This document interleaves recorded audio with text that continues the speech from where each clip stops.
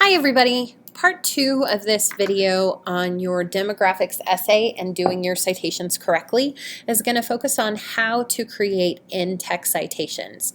So from video 1 we talked about your heading, your section heading, your header, and we talked about creating the works cited page using 4 different sources. Now in video 2 we're going to talk about taking those 4 sources and turning them into in-text citations. I just want to remind you about a great resource that's available on the internet to everybody for free. The Online Writing Lab at Purdue University is an excellent resource that has a ton of information about citations. If you go into that orange section and hit MLA Guide, they have wonderful resources that review for you how to do some of these things in more detail and give you the chance to do them with specific instructions. Here, I'm just going to take these 4 sources, and the one thing that I want you to notice, first of all, that they all have in common is none of them have an author. Since they don't have authors, we can't just put the author's last name in parentheses. If they did have an author, like if there was a resource, like a book,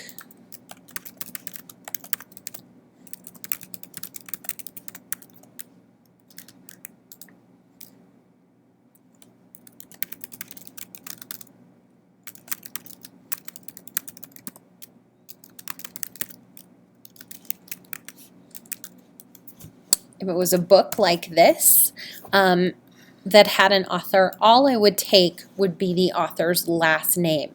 And then the author's last name would go in parentheses at the end of the sentence where I've included information from his resource. But actually, as I was doing this research, none of the sources I found had specific named authors. So I'm working with just titles. There are a couple of ways to do this. One of the ways is just to copy whatever comes first in the works cited entry. So I could, for example, copy this entire piece, Census Profile Denver, Colorado, in quotation marks and put that in parentheses. So I would take that, I would find the sentence where I found that information,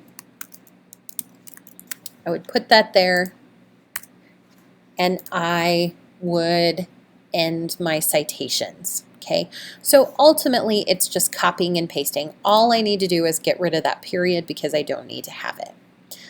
But Al at Purdue says you don't actually have to have all of this information. In fact, if I just used census profile, Denver population, Metro Denver demographics, and quick facts, my reader would be able to go to my works cited page and quickly and easily find which source that information came from. So it's okay for me to shorten the titles a little bit. A good rule of thumb is about 3 words, or if there's a section before the colon, that's a good place to break it. I can shorten the titles as long as people can use those titles to find which source that information came from. So that's what I'm going to do. So I'm going to start with the one I used the most. The resource that I used the most was this one here, Denver Population 2018. So I pulled information here from there. This sentence came from there. And notice that I put it at the end of my sentence and I left it in quotation marks. The quotation marks tell my reader this came from a source with a title that doesn't have an author. Okay, so I'm going to copy that. All of the information in this sentence came from that source. Both the stuff before the comma and the stuff after the comma came from that source. Okay, and the information from this sentence came from that source. Okay, now there are some people who will tell you that because all of these sentences reflect the same source, you only need to do the citation in one of them. I think that's okay as long as it's very clear. So if I say in this sentence, for example, according to Denver Population 2018, and then I give this data, They also said, the source also says, and then I include that and cite it at the end of the sentence, that's fine. I just have to make sure a reader is going to understand completely which information came from each source.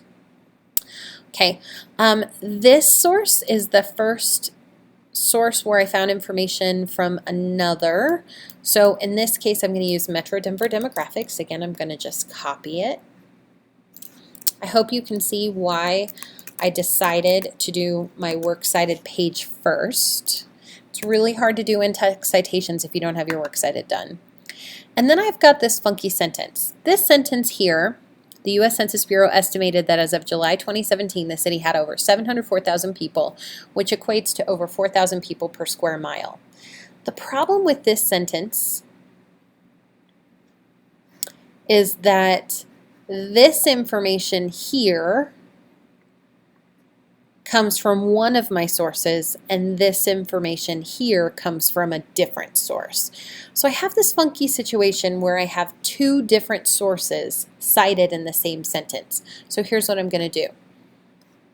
I'm going to go down here, and I'm going to start with a census profile. And if you remember from the first video, this information, over 4,000 people per square mile, came from that source. So I'm going to go ahead and include that at the end of my sentence, and I'm going to shorten it down to just census profile, the material before the colon. Okay? But then this information, over 704,000 people, the 2017 data, that is this piece down here. So I'm going to pull quick facts, and that comma provides a natural break in my sentence where I can go ahead and put that quick facts citation there. So I'm going to cite this at the end of the clause or phrase or, well, that pretty much covers it. At the end of the clause or phrase that includes the data from the first source. So since this is the end of my clause, the city had over 704,000 people, I'm going to put it at the end of the clause. Normally my citations are always going to go at the end of the sentence. It doesn't matter where the information comes from. They're always going to go at the end of the sentence, except in this case where we have to put it at the end of the clause. Okay. I noticed while I was working on this that this actually was placed incorrectly. My apologies. So I'm going to cut it and put that here. And I'm showing you that I made that mistake because I want you guys to remember that it's not about being perfect, but when you catch mistakes, you need to correct them and try to make it as accurate as possible. Okay, so now I have a final paragraph for demographics. It reads, Denver is a thriving capital located on the Front Range of Colorado. Like many capital cities, it has a bustling city center with businesses, skyscrapers, and condensed housing, while its many surrounding suburbs are far more sprawling. The U.S. Census Bureau estimated that as of July 2017, the city had over 704,000 people, which equates to over 4,000 people per square mile. The much larger metropolitan area had over 3 million people. Many people consider themselves residents of Denver if they live in that larger metro area. The residents of the city of Denver specifically are racially diverse, though over half of them consider themselves to be Caucasian non-Hispanic. Hispanic or Latino Denverites are the second largest slice of the population, and almost a quarter of Denver residents speak Spanish at home. Various other groups make up the remaining population of Denver. I need a concluding statement. Thus, Denver can be described as diverse. Okay, notice that I'm taking my quotations and my citations, I'm adding some narrative components in between them in order to not just give the statistics, but to make them sound a little more interesting. That's what I want your demographics to look like. If I were doing this for the class, I would need to add a second paragraph at least, and then I'm ready to turn it in.